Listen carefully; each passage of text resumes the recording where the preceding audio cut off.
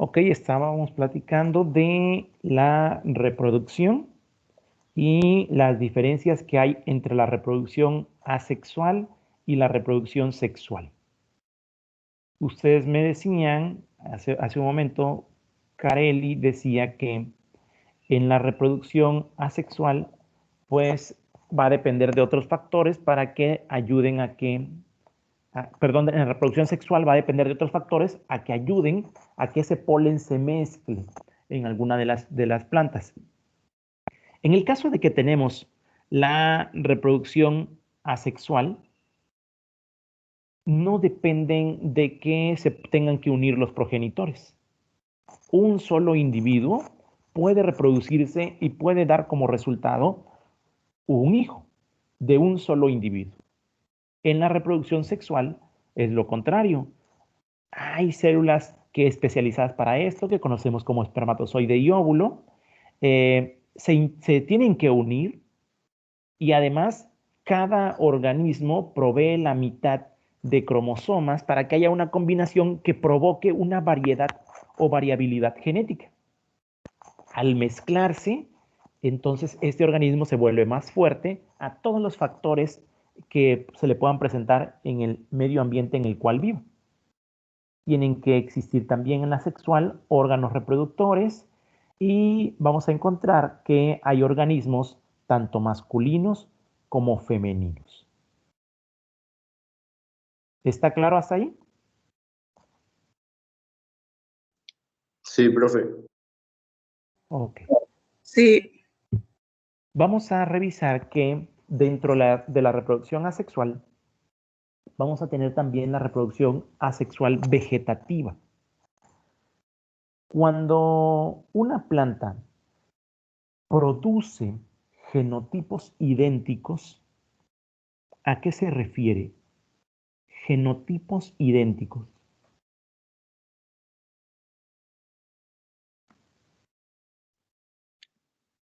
¿A una especie igual a ella? Una especie igual, idéntica en todo. Simplemente lo que está haciendo la planta es copiarse y provocar que vaya creciendo otra similar. ¿Cuál es el problema de esto? De que la planta se copie tal cual. Que no hay variedad. Esa es la principal característica. Y ya tú habías mencionado hace un momento que se puede encontrar la reproducción asexual por gemación, por estolones, por yemas, por rizomas. Ese tipo de reproducción donde no hay un intercambio de material genético puede llevarnos a que la planta no aguante las condiciones del medio en el cual está viviendo. En la reproducción sexual, sin embargo, la planta se hará más fuerte para poder sobrevivir. ¿Cuáles son estos ejemplos que nos mencionaba su compañera hace un momento? Tenemos los tubérculos. Es un tallo que se va haciendo grueso y va almacenando algo que conocemos como almidón. Esto provee de grandes nutrientes a la planta para que pueda crecer. Un ejemplo de las plantas que se reproducen por tubérculos, tenemos la papa, tenemos el almidón, perdón, tenemos el betabel y el camote. ¿Los conocen a los tres? Sí. Papa, betabel y camote. Sí. Si ustedes colocan un organismo en tierra, va a empezar a reproducirse hasta formar muchos similares a él. A esto se le llama tubérculo. Hay una diferencia entre este y el siguiente, que serían los bulbos.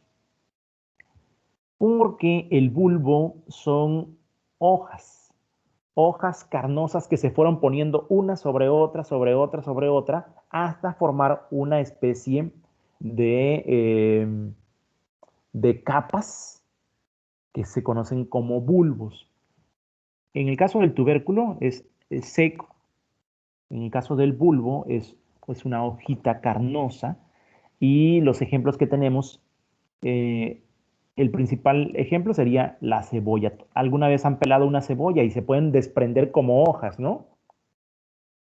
Es la forma, Sí, es la forma que tienen los bulbos. Entonces, ¿pueden identificar cuándo es un tubérculo y cuándo es un bulbo?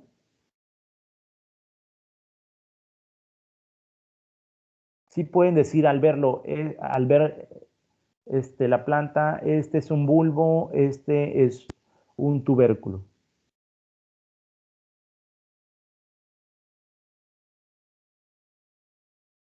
¿No? Sí, profe. Ok, la yuca, ¿qué sería? ¿Sería un tubérculo? Un tubérculo. Tubérculo. Así es. Tubérculo. Muy bien, muy bien. Vamos a continuar. El siguiente es el rizoma. El rizoma es un tallo, regularmente se encuentran de manera vertical y en donde el tallo se va desplazando por la tierra a lo largo, ahí van surgiendo plantas. Mientras más se extienda el rizoma, más más plantas saldrán. Muchas veces cuando son plantas que no son deseadas, las personas cortan ahí y si dejan un pedacito, ese rizoma crece y vuelve a salir. Y la gente dice, bueno, yo ya corté aquí, si es que ya hasta quité y saqué un pedazo ahí de la raíz. Pues resulta que un pedacito que haya quedado del rizoma da origen a otra nueva planta. Y el ejemplo más conocido aquí es el jengibre. Si lo han visto cuando van al mercado o en casa, si lo compran, es una raíz ahí rara, feíta. Un pedacito puede dar origen a una nueva planta. Sería el rizoma o un tallo subterráneo. Regularmente, si ustedes identifican las partes de una planta y dicen, esta es la flor, esta es la hoja, el tallo no es subterráneo. El tallo siempre está fuera, pero en este caso, en los rizomas, los tallos, si están en el interior, son tallos subterráneos. Continuamos con el otro tipo, son los estolones. Los estolones también se considera que son tallos, pero estos son tallos aéreos. La planta digamos, se estira para poder llegar lo más lejos posible.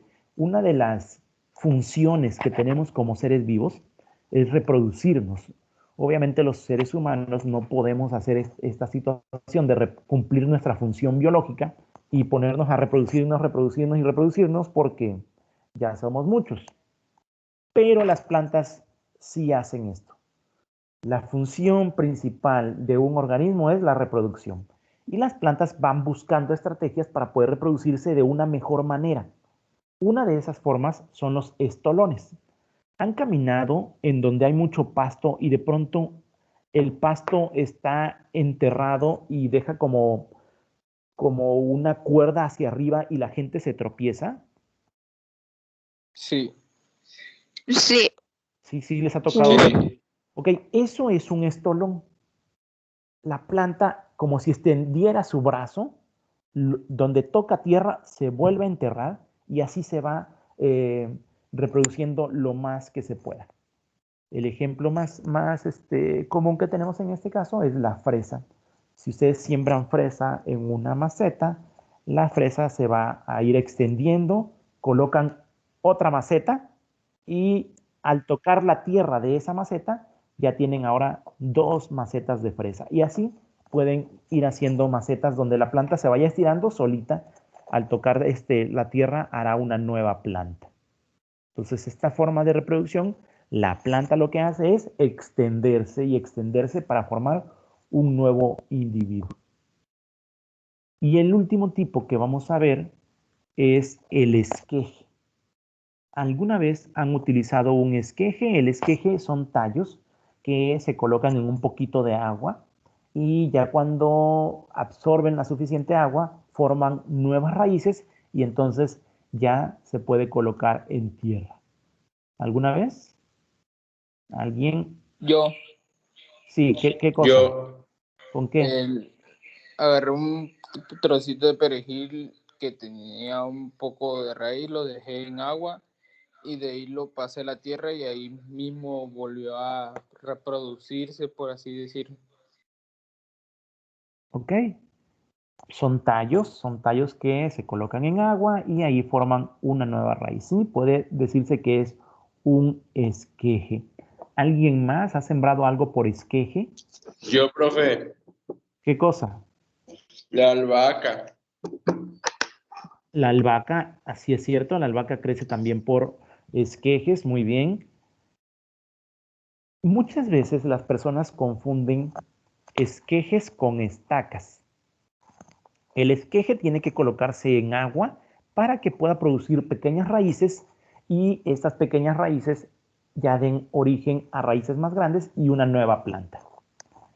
Y la estaca simplemente es una rama que puedes colocar directamente en la tierra y surge una nueva planta. ¿Saben qué planta puede sembrarse por estacas?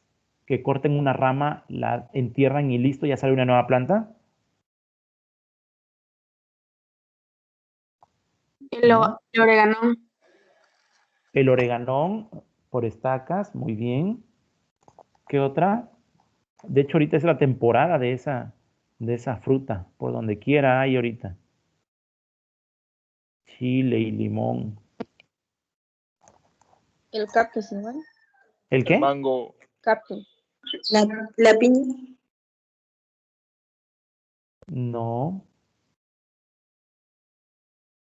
no, no, no. Recuerden, es una rama que se corta y se entierra. Y así puede surgir una nueva planta. Esa sería una estaca. Cuando la gente va a acercar un terreno, agarra de cocoíte ramas, las entierran y listo. Ahí surgen nuevas plantas. Están colocando estacas para acercar sus terrenos. ¿Han visto estos terrenos donde tienen sembrado cocoíte? ¿Sí lo identifican? Ahorita el cocoíte está floreando y es incluso ya una receta creo que de Sudamérica, donde se revuelve la flor con huevo y es un platillo sudamericano bastante interesante y con muchas proteínas sin necesidad de colocar tanta grasa animal. Pero bueno, la yuca, ¿cómo se siembra? La planta de yuca, ¿cómo se siembra? Nadie lo ha visto nunca. La ciruela,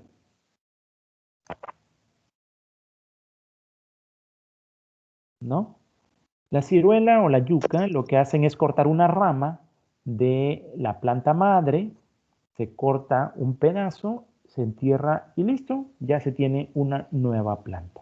Entonces, estas son por estacas. ¿Pueden identificar las diferencias entre cada uno de los tipos de reproducción asexual? Profe, ¿y si siembras la ciruela desde la semilla, igual funciona? No, no funciona. A menos que en un tema que vamos a ver más adelante, ya la semilla sea modificada, pero no, tiene que ser, su reproducción es por estaca, no crece así por semilla. Su semilla no tiene las propiedades para generar un nuevo individuo, pero sus ramas sí.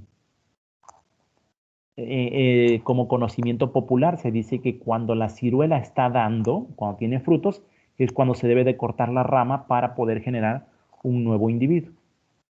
Seguramente porque tiene hormonas en su interior, que es el tema de la próxima clase, hormonas vegetales.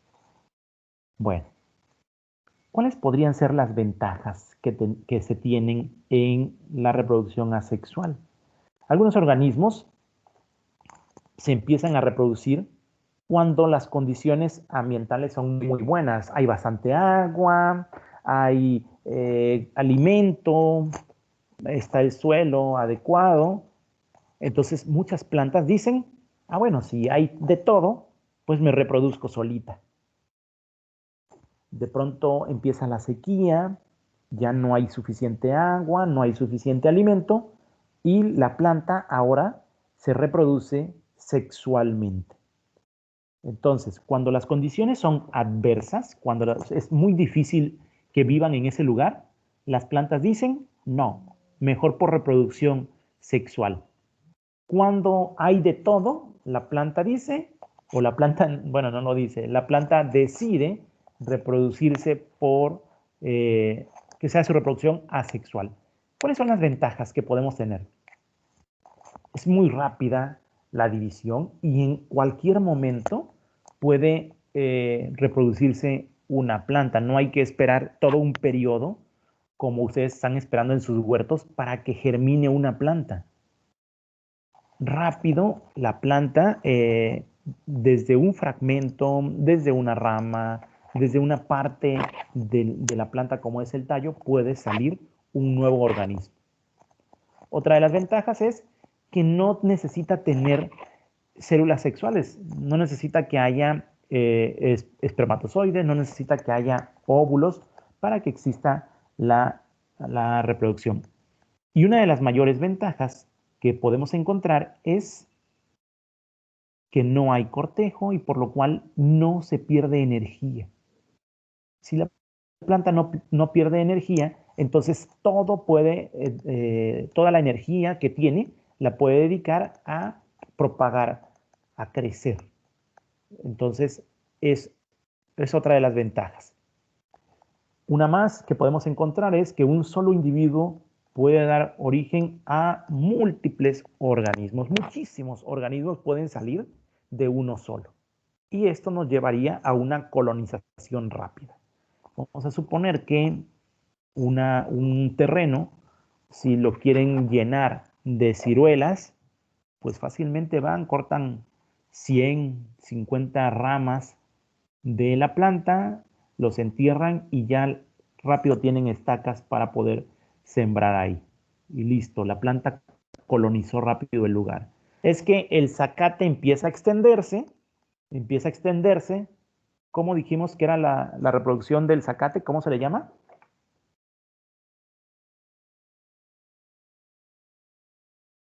Es de estolones.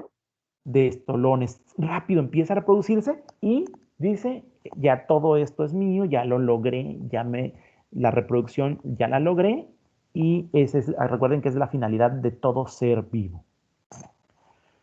¿Dudas sobre las ventajas? Profe, Dígame. es que tengo una duda, que es que si la sábila es asexual, porque ¿Cómo? es que, Sí, dime. veo que hay mucha gente que le empieza a quitar unas cosas que le empieza a salir, que le dicen los hijos de la sábila. Y abajo, ¿cómo es la sábila? ¿Nunca la has visto? ¿Nunca has visto la parte de abajo de una sábila? Sí, es como un tronco grueso. Es un tallo que se coloca de manera alargada. Entonces, ¿qué tipo de reproducción sería?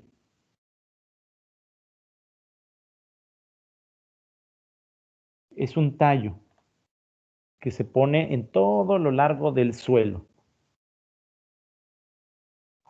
¿Qué tipo de reproducción tendría?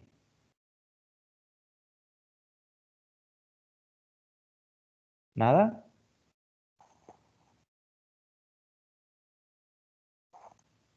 ¿No? ¿No? ¿Nadie? ¿Nadie? Ok. Reproducción es Yo que creo que podía ser tubérculo, pero realmente no estoy muy segura de eso. Ok. ¿Cuál es la característica del tubérculo? Como forma tanto almidón, se infla porque el almidón lo que busca es almacenar el agua.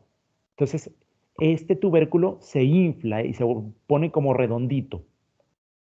¿El tallo de la sábila será redondito? No, no produce almidón. Entonces, ¿cuál otro nos queda? Si es alargado. Está de manera vertical. El rizoma. Es un rizoma. Exactamente, es un rizoma. Y la planta, además, la planta de sábila, se dice que se puede reproducir por rizoma o también por esqueje. Si tú cortas una penca, una hoja de la sábila, se puede tener un nuevo individuo. Sin embargo, por experiencia, yo les digo que yo no la he podido reproducir por hoja. Yo siempre lo que hago es cortar todo el rizoma, sacarlo y ya lo coloco en una nueva, en mi caso que yo las tengo en maceta, la coloco en una maceta y ahí rápido se reproduce la planta. Es por rizoma la sábila. Desventajas de la reproducción asexual. Entre las ventajas que podemos encontrar de la reproducción asexual es, como decía hace rato su compañera, no hay una variabilidad. Prácticamente lo que hace es copiarse el organismo, una fotocopia, y tal cual. Y si este organismo tuvo una reproducción en la cual tenía una enfermedad, entonces su cría o los hijos también van a salir enfermos, porque se copió tal cual. No, es que esa planta no aguanta el calor y tuvo una reproducción asexual, seguramente sus hijos tampoco van a aguantar el calor. Entonces, es precisamente otra de las desventajas, que como se están clonando, los individuos pueden compartir alguna enfermedad, podrían compartir alguna deficiencia y no soportar las condiciones del ambiente. Y al no existir selección natural, al no prepararse para el nuevo medio, ¿recuerdan ustedes esa teoría de la selección natural que decía?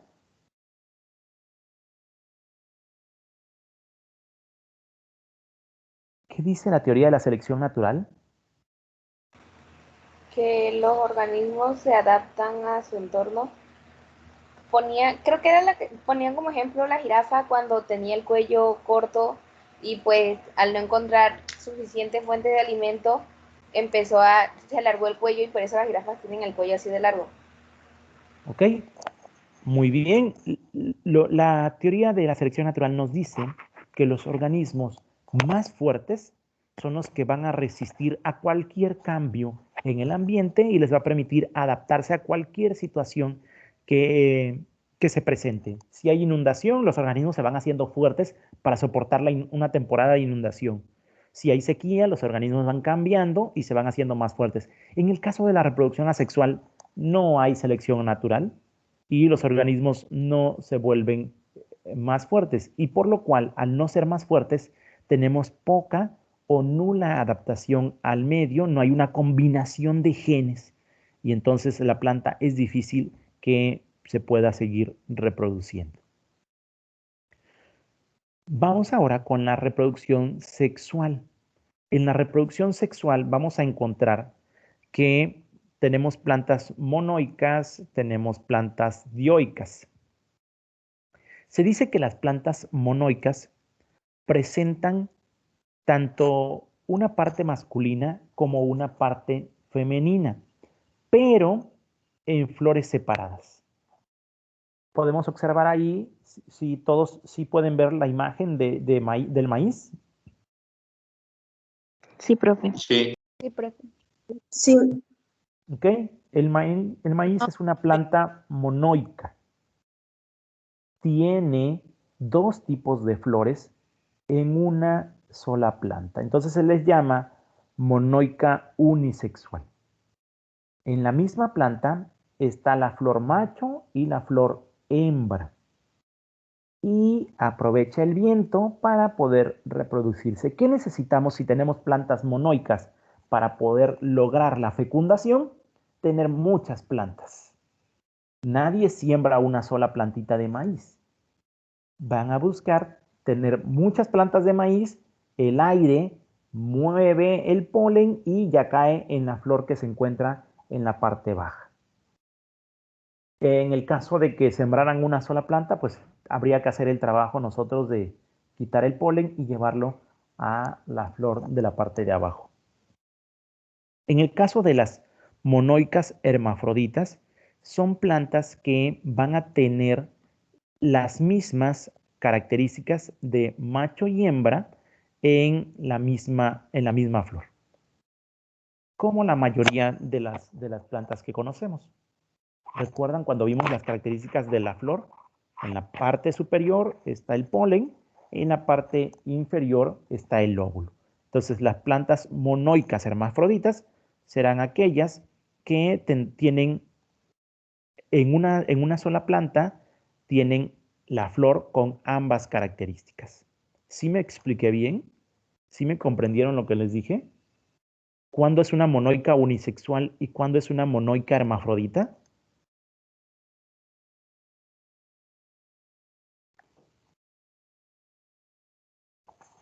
Si yo les pregunto, ¿sí pueden decir cuándo es una monoica unisexual?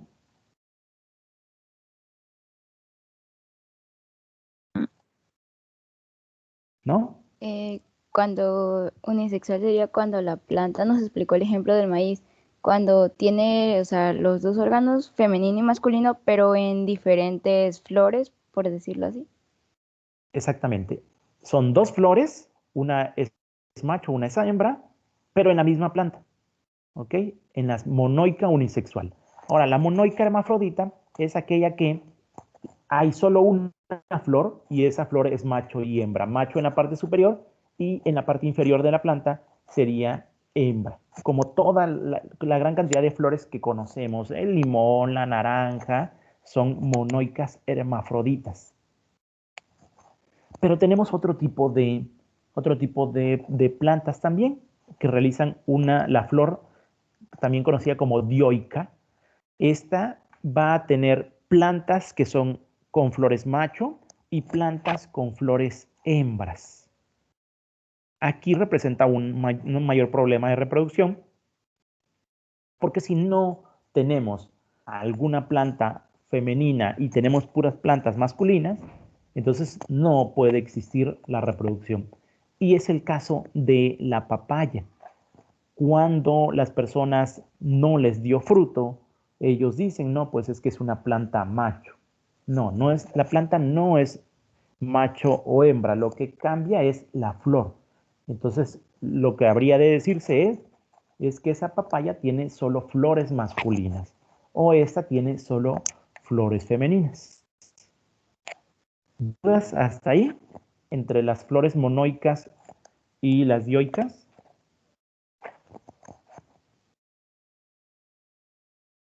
Ok. Entonces, ¿no? Seguimos. Así como existe la reproducción sexual y la reproducción asexual, donde la planta no tiene que unirse a otra, también existe la reproducción sexual artificial. Y en la reproducción sexual artificial, el ser humano tiene mucho que ver. Él hace el proceso que normalmente haría la planta. Y entonces va y junta características. Estas características se pueden llevar por medio de injertos o de acodo. ¿Saben lo que es un injerto o un acodo?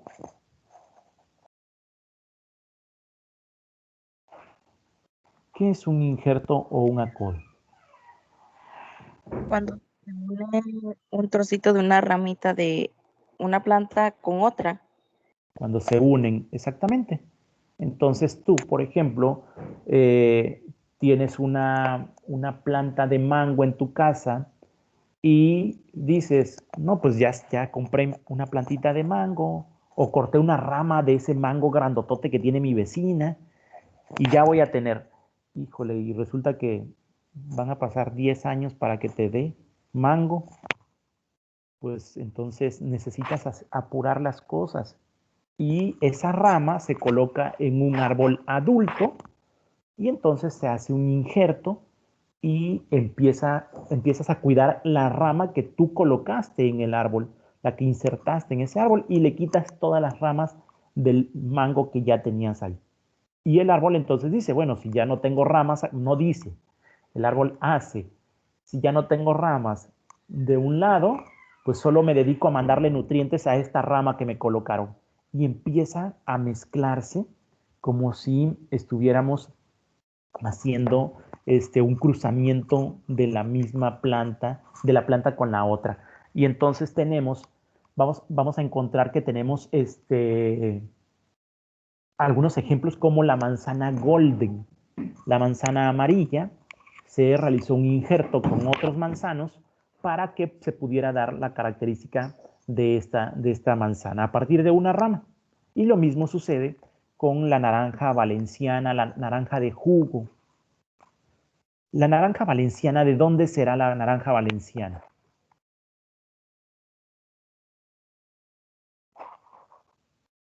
¿De dónde será la naranja valenciana?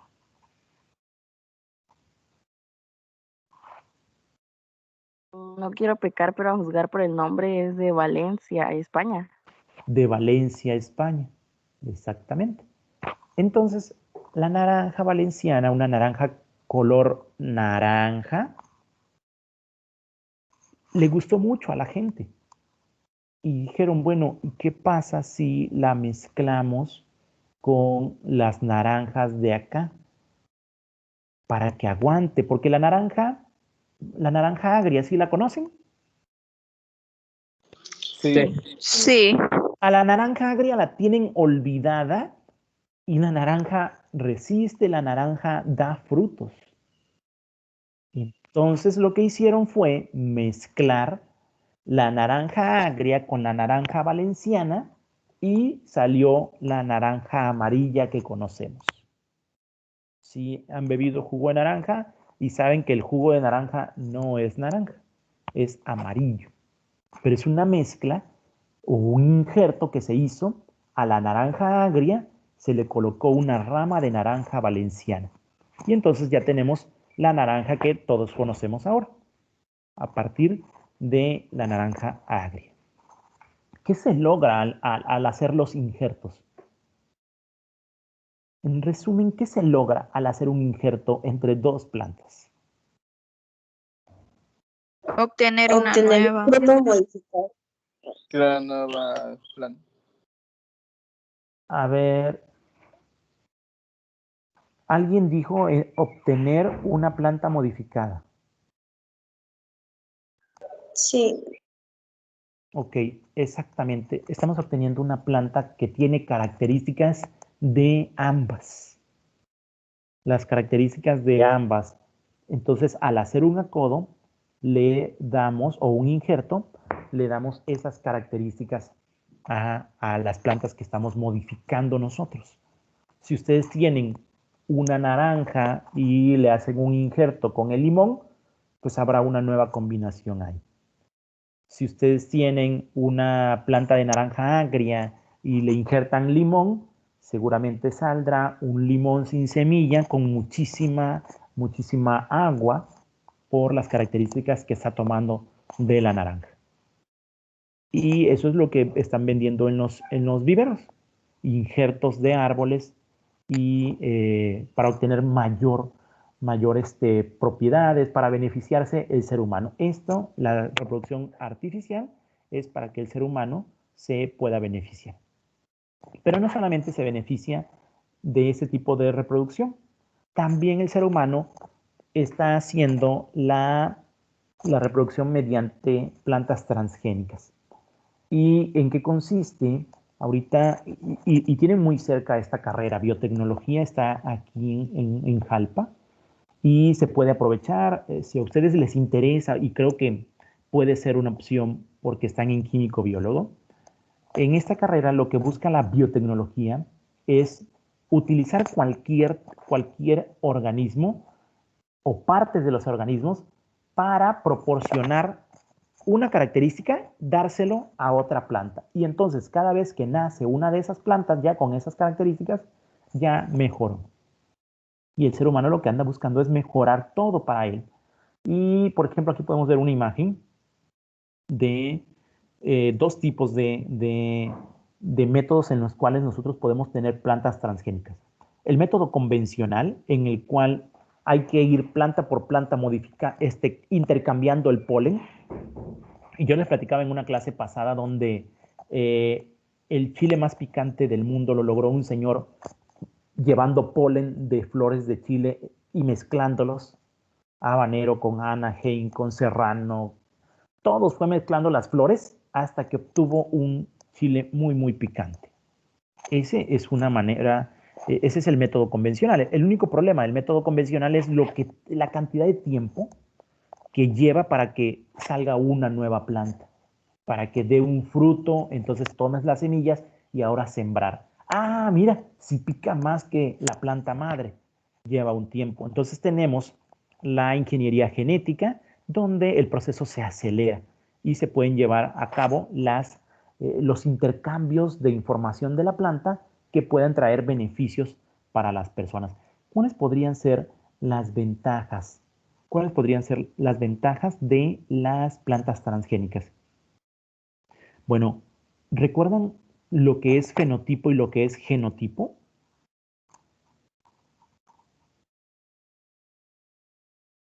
Fenotipo y genotipo. ¿Qué cosa era? ¿Qué es el genotipo? Era la información genética. La información genética. ¿Y el fenotipo? Era como las cualidades físicas, porque se refería a lo físico, al aspecto y su forma, todo eso. ¿Ok? Cuando nosotros vemos a una persona, nos gusta su fenotipo. Es lo que podemos ver, el fenotipo, lo que nos gusta. Pero no sabemos si sus genes, en su familia a lo mejor hay cáncer y al haber un cruzamiento, los hijos también pueden heredar eso. Entonces, no conocemos el genotipo, pero sí conocemos el fenotipo. En las plantas transgénicas, lo que se busca es los mejores genotipos, los mejores genes que puedan ayudar a mejorar lo que nosotros estamos viendo. Y si tenemos una sandía pequeñita, resulta que yo no quiero una sandía así pequeña. Oye, ¿y no se puede modificar, intercambiar los genes para tener una sandía muy, muy grande que con trabajo y aguante una persona? Sí se puede. Y la biotecnología lo hace. Modifica el genotipo para obtener un mejor fenotipo. ¿Se puede hacer esto en las personas? Sí se podría. No está permitido hacer esto en las personas, pero sí se podría. Mezclar los mejores genes para obtener personas con ciertas características.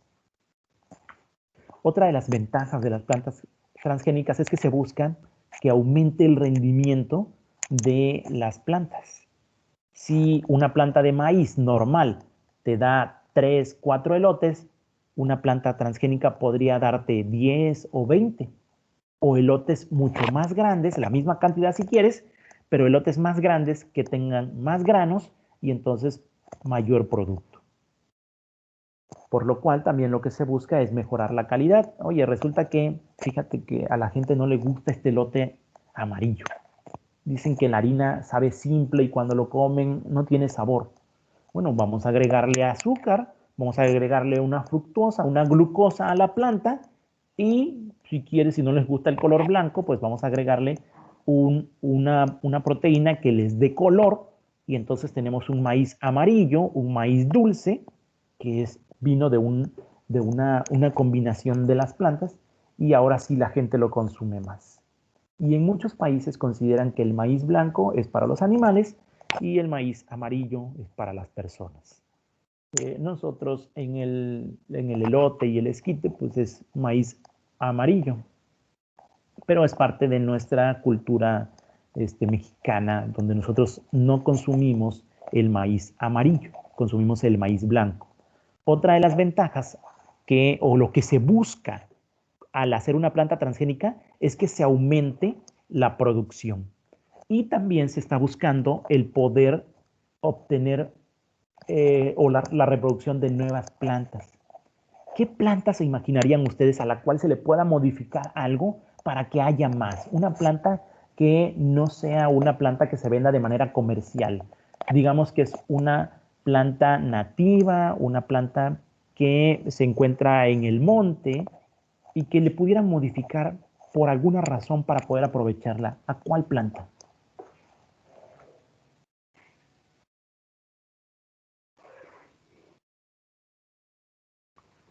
¿A ninguna planta? ¿No les interesa? ¿No? La albahaca.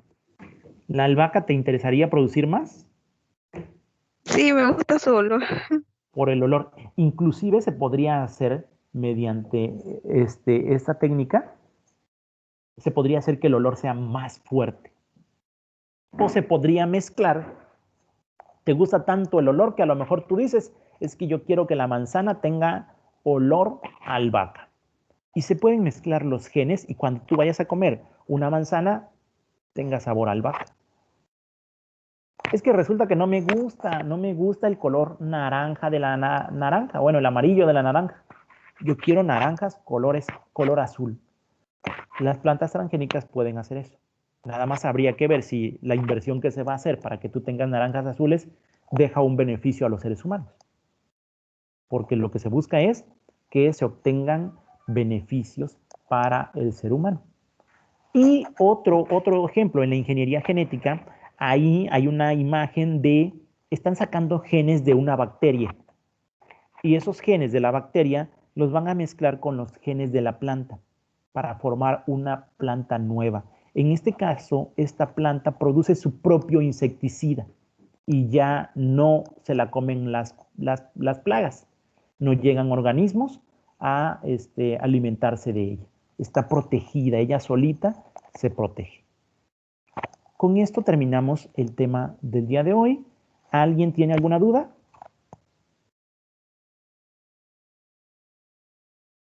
¿Ok? Si no hay